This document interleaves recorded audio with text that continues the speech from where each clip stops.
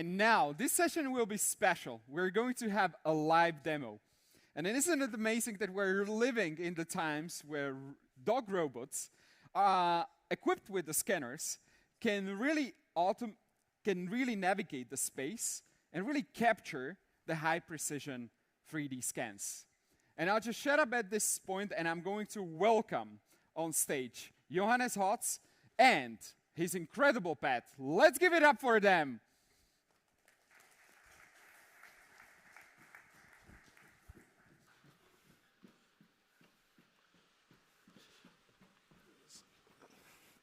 Good afternoon, everyone. Great to see you again. Thanks for the clicker. Now I'm big trouble. BLK Autonomy. As I mentioned before, and maybe for those who have not seen the panel discussion where I joined, I look after mobile scanning. And mobile scanning, what is the advantage of mobile scanning? Very easy and obvious. You capture while you walk. So while you walk, could be a human, could be one of my favorites, honestly, a golf trolley, where I can walk simply through an environment and scan. Or I can do it like that with a Spot, or any other robot, of course, as well. Of course, it makes sense that no one is following a robot and scans. Here we talk about autonomy. So we can train the robot that he repeats a road constantly.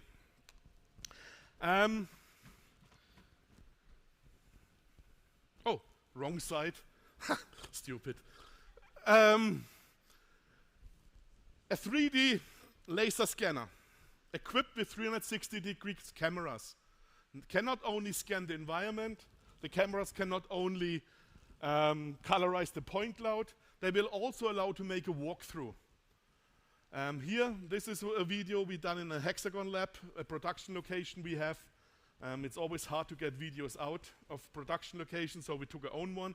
This was a fully autonomous path where the robot was following and repeating. This one, another one, this is the Citadel de Besançon, World Heritage location in France. You see the agility. I just showed it before with Spot when I walked upstairs. This is on construction site. Construction site, we had the discussion before in this panel discussion where we said safety for workers. We have customers that scan constantly and every day escape roads. You know, the security parts, that they are not blocked. This happens on construction sites. This happens in automotive factories. The robot just walks through, sends the data to the cloud, compares it with a model, and says there is a clash of the escape path or not. Sounds stupid, but the customers say to me, they save 32 hours per week in men. 32 hours. There was one person constantly doing it manually. And now they have still work to do for processing the data. They are down to 8. A massive decrease. And the risk is insurance. So if something happens, people can't get out or are blocked, insurance will not pay. All right, next topic. About me, I introduced myself in the morning already. I don't want to bore you. One thing, I have a huge passion for surfing. I was last week in Portugal, became pretty relaxed, still relaxed. The problem is I'm living in Switzerland. Does anyone have a job next to an ocean with a coast? No, just kidding. It's hard, but you know, planes, cars are existing, but that's my biggest passion. So you see the thing, I did not a photo of the scan of the QR code from my talk before. That was over when I get out when he showed the binary code. That was too much. Come on, honestly, who was also lost there? Thank you for your honesty. I was out. Okay. Well, as I said, when you scan while you move, you have the advantage to be fast. You have the advantage to have a complete point cloud. Who knows scanning very well with a terrestrial laser scanner? The problem is scan shadows. With mobile scanning, you will avoid them because you get from everywhere a little bit angle to a view to something. And this simplifies the scanning routine. So, if Spot walks, the scanner always sees something. So currently this monitor blocks something, but now he sees it.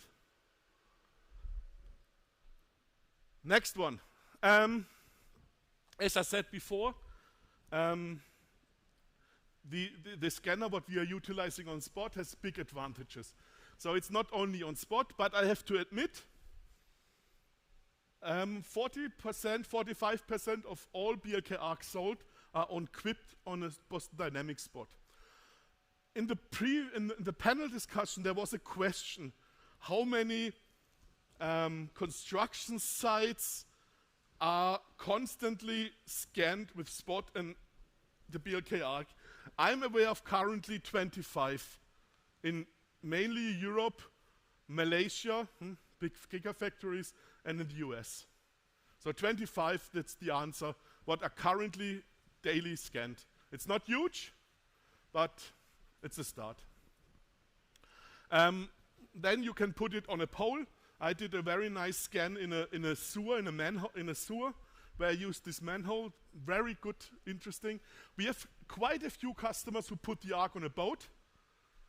I got a call this morning from a customer who asked, what if he gets submerged under the water? I said, well, then it's broken.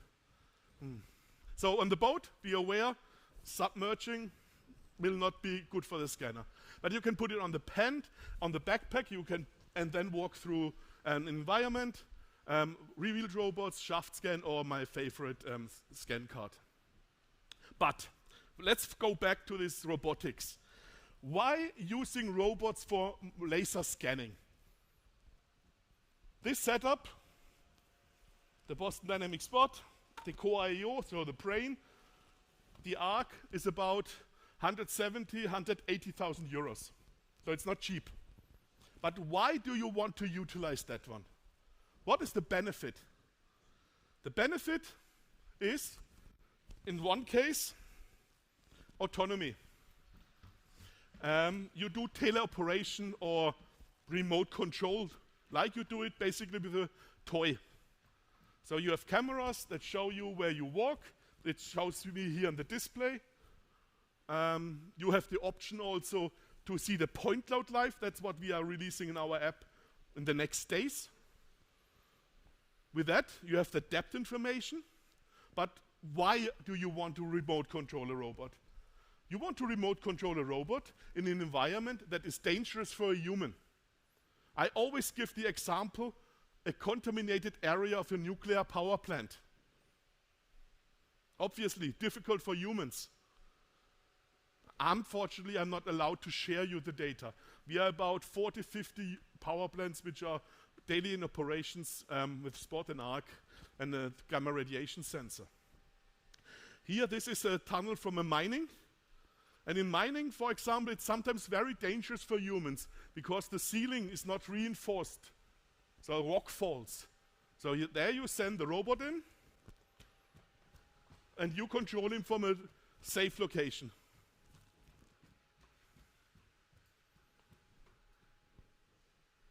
This can work with mesh radios over hundreds of meters, so you don't have to follow. Another one, this is quite interesting. This is a power distribution, so it's a substation. Here we have planned with GPS waypoints and let the Spot walk through these dangerous environments. This is a 220 kV substation. If the light bow jumps over you, even from me, is a little ash left. So here you see the path was planned. Collision avoidance works. I think that's also quite nice. If Spot walks towards to you, he will bypass me. So I'm not doing anything, he will bypass. So his collision avoidance allows him to bypass things. He will not stop if I jump in front of him. So I was in exhibitions where people really jumped in front of him and got stuck. It's the same with a car. There is a little bit of reaction time. So he has not, basically what we does not do like cars, we are not calculating the trajectory of a moving object that goes in front of him. So only static ones. And yes, touch him, he is pretty stable. So he will do things, but please don't kick him. Maybe you have seen the YouTube videos where someone kicked him. Please don't do it with mine. So, next one. So one is, as I said, dangerous for humans. The other one is repetitive scanning. So if you have to scan the same location, the same object again and again and again. This does not mean necessarily that you have to do it 24/7 every single day, but maybe once a week, once a quarter, twice a year. Even then, the robot will not forget his path. So you train him the path, you give him his trajectory to walk, and then he will repeat this path again and again and again. And this can be done today and in half a year again. So if you want to scan again the same thing, this is also good because it's less time. Humans are not involved. It's expensive on one hand, but less expensive than constantly scanning. I would be nice to ask the guy from Skoda how much they spend a year on scanning services. It's a couple of $100,000, I would assume. So here, a good option. And traditionally, it's a lot of manual things. Here with that solution, here on top, this is the brain. As I said, here on top, I have not mentioned, there is a 5G antenna, so you can directly load the data to the core and send it to the cloud, where the data get processed in the Reality Cloud Studio. Maybe some of them you have the session with my colleague where you have that. So directly push and they will automatically processed. Now, a little bit of autonomy. So the situation what you have seen before was this empty room. Now, when we plan a road to go from here to here, now it's blocked. What happens? The blue thing is the walls, what he sees in his live scan. The gray one, sorry, and the blue one is his model he used before. So basically what happens? He always recalculates his path. So the red one, what you can see here, is a no-go zone. So one thing he doesn't like is glass. So if you have a beautiful glass elevator, he will run into it. Sensors, laser, vision, glass is not existing. So therefore you can define no-go zones, and then he will bypass it, and he always recalculates the path. So therefore, even in very difficult environments, you can do proper things. And he will always find a way back to his path of origin. You've seen here on the lower part, that's a docking station. And also very important if you want to autonomy. Battery life is about 80 to 90 minutes. And you want to run him overnight. So you can plan from docking station to docking station, and then he will recharge, and once he's full, he will continue his scanning. That's also quite nice one. That is an example from customer in Spain.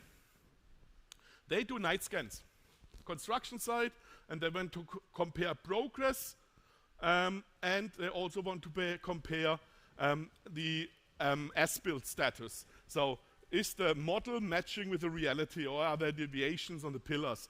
So you can see it was pretty dark at night. So he walks overnight the planned path. Then in the evening, once he's finished, he uploads the data. The guy comes in the morning, aligns the point cloud with the model. That's a manual step. And then you can see how this comparison looks like. So you do a simple transformation with 3 identical points, transform it, and then you can see in the point cloud how things are looking like. So you see the floor is on the right level, but here you see on one pillar which is maybe not perfectly aligned.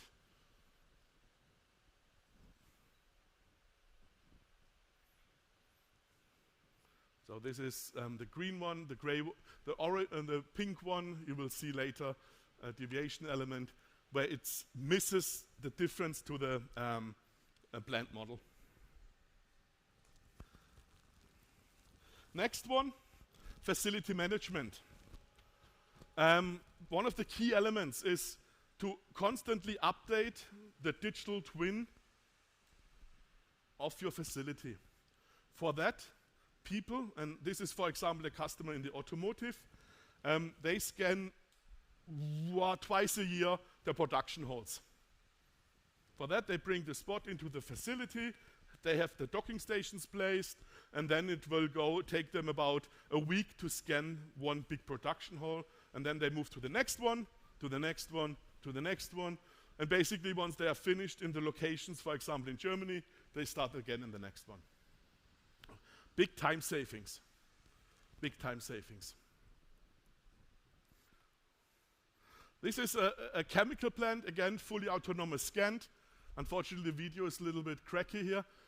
But this gives you an idea what you all capture with a very easy and straightforward mobile scan. You have the entire ceiling elements. The BLK ARC is a full 360 scanner. So every second he scans full 360 horizontal as well at 270 degrees. So you get always the full ceiling, the ground, and the walls as well. And in this case, what you can do with the data, you can mesh them. So you get a lightweight model, and then you can also model it. So out of the point cloud, you can create then a model with our software in order to get the first step into the full digital twin. And of course, you don't do that one every time, but if you see that the pipes are in new positions, you remodel them only by the differentiations. So you can always do a cloud-to-cloud comparison, show the differences, and then only model the differences. With that, I have 2 minutes left and time for questions, if there are any. So far, not. Johannes. Appreciate it. Well done. Well done. Really, really super fascinating. And actually, there is a list of questions that people submitted once again. So let's just get them back on the screen, please. So there is a cheeky one. Can the dog do a backflip? This one not. I can tell you a story. I like stories. Should I say who that was? They are using another robot dog, Unity. I'm not sure if you know that one, a Chinese one. The Unity Go 2 can do a backflip. It's the Queen's University of Belfast. I never said that. They called me, they crashed their ARC. I said, what happened? Someone did a backflip with the ARC mounted on it. And since this is a payload, and the Unity cannot register payloads, so on the Spot you register a payload, it knows the weight, the height, so he will calculate everything accordingly. But the Unity can't, so they did a backflip, and he was landing on his back. So no, it can't, and I'm happy that he can't. Next one. Cool, next one, exactly. So how close are we to push a button scanning workflows with no operator needed?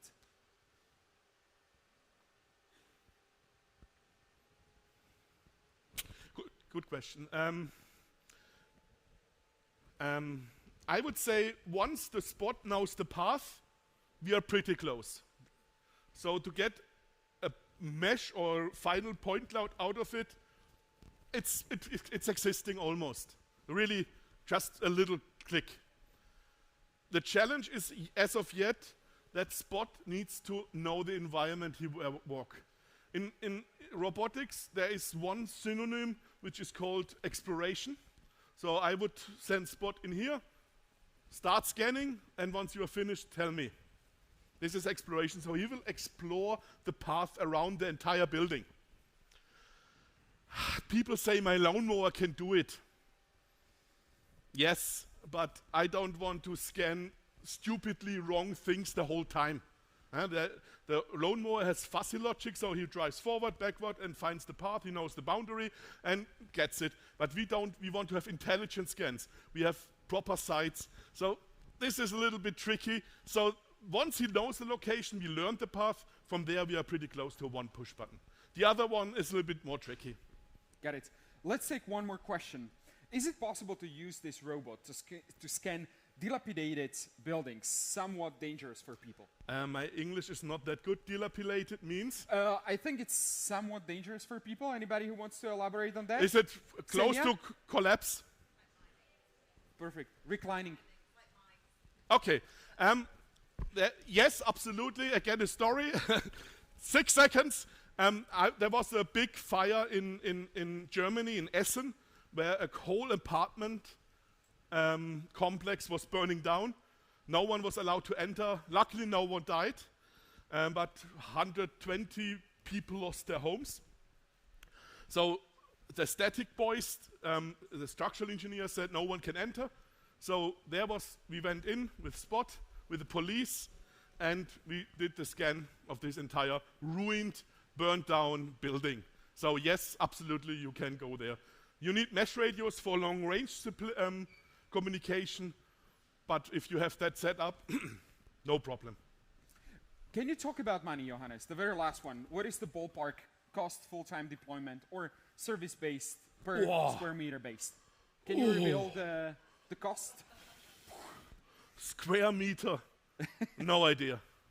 The ballpark, as I said, is you have to, with software, education, own resourcing costs to get up to speed, is this setup 200K. And then from there onwards, it costs you nothing because no labor is almost required. But the square meter, I can't say, sorry. Ladies and gentlemen, let's give it up for Johannes and the Spot. Jesus.